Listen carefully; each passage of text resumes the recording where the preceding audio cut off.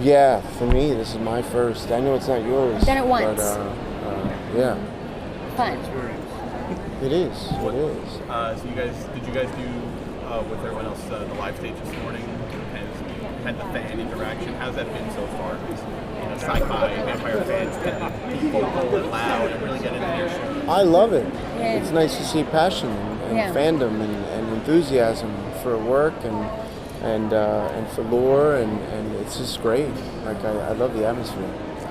Yeah, it's fun to be a part of a series that's so beloved because the fans are so energetic and passionate, which makes it a lot more fun for us. Was it a little bit more nerve-wracking going into a project that already had like a fan base from like a book, or did you just kind of? For me, it was one of the things that attracted me to it because you know that there's source material that's so well respected and had been well received, and so right away there's a certain pedigree that comes with the project that I can appreciate, and then seeing the people that were adapting it and bringing it to the series format was also another step for me to get involved. So, yeah, I loved it. So did you guys go back to the source material and read it after I did, yeah. After it got picked up, I read the first book to kind of see what was going on. And you understand the hype, and I think that's the most exciting thing about it having such a built-in fan base is you just get it. You're like, I totally agree. These books are amazing. So yeah, it's just so good. Obviously, Babcock in the books is a male, so they've just some really minor differences with the TV show. But some of their backstory is similar. Some of their life experiences are similar, and then obviously a pretty life-changing decision they make is very similar, where they both murder their parents. So vampires, pandemics, and near future scenarios have become quite popular in the media over the past 10 years. How do you say the show incorporates these elements while still maintaining its fresh and unique atmosphere? Well, I think exactly in what you said is the answer, is that it incorporates it now. It's dealing with today versus lifting it into something that we can identify but feels removed from reality. Yeah. Liz has done a wonderful job of making it so painfully 2018 and where we are and some of the things we read about in the papers or that come through on social media. And, that kind of thinly veiled thing that we kind of hear about that the government may or may not be doing, what's the lie and what's the truth, and even in the pilot episode, just seeing the news reporting about this guy who's abducted this young girl, and then understanding what the story is, it kind of plays on, truth and fiction as well, leading into a genre, world. So it's interesting. I love the setup is what I find most unique about it. That was a very long answer to that question. So we've seen the pilot, but what can you guys kind of tell us about the season moving forward? I know you guys have shot some up to episode 5, but each of your storylines, like what can we kind of expect? It's complicated in a very good way at the top of it, morally dubious thing, and then she manages to, in a very truthful and logical way, to ratchet the tension further and further while still getting to know the characters more and more intimately. That's as an overall. So that was me avoiding telling you any spoilers about my character, but that was it. Maybe you have something. They do a great job in the writing, in exploring each character's backstory. Every character will have an episode where they kind of flesh it all out, and you learn more about where they came from and why they ended up there. And what I found so fascinating, I don't know if I can say this. Yes, it's tricky.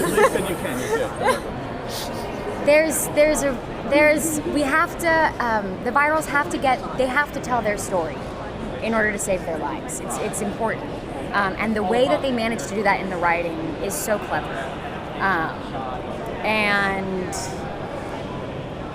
Yeah. It seems that you guys have a relationship that pre-exists you becoming a viral. Are we going to learn about that sooner, or are they going to kind of be drawn out across this? I think sooner. I think you'll understand the relationship in the facility and the use of time.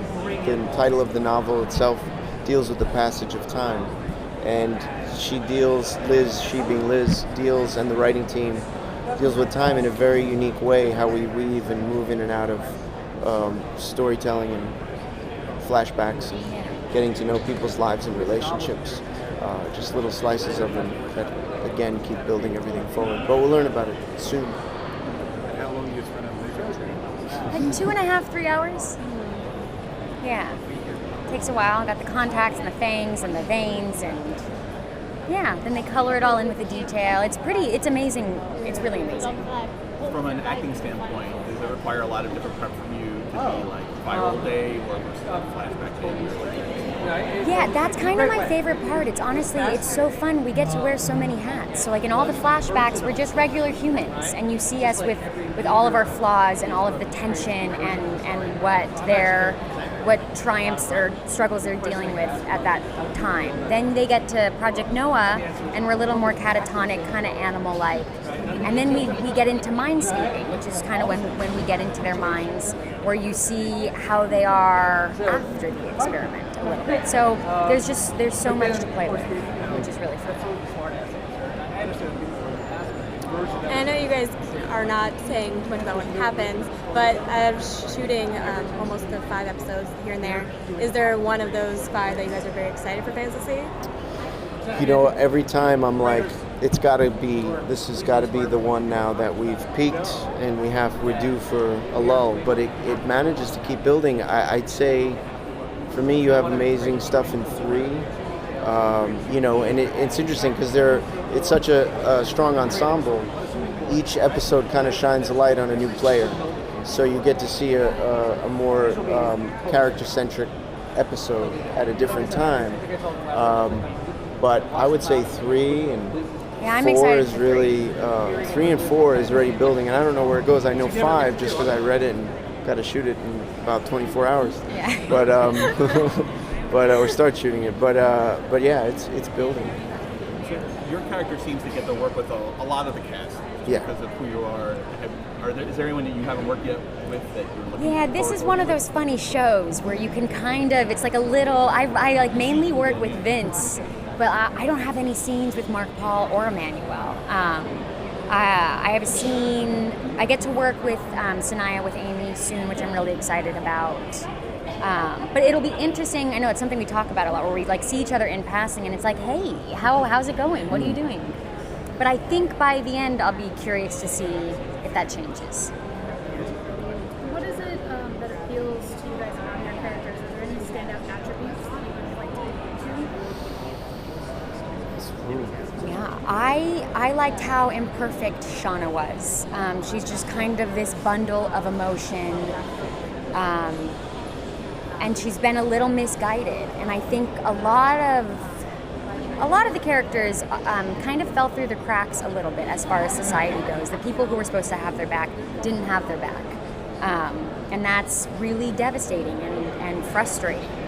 So there's a lot of emotional layer. Yeah, Shauna's just like angry, she's frustrated, she's resentful. And they tied her all up in this interesting package.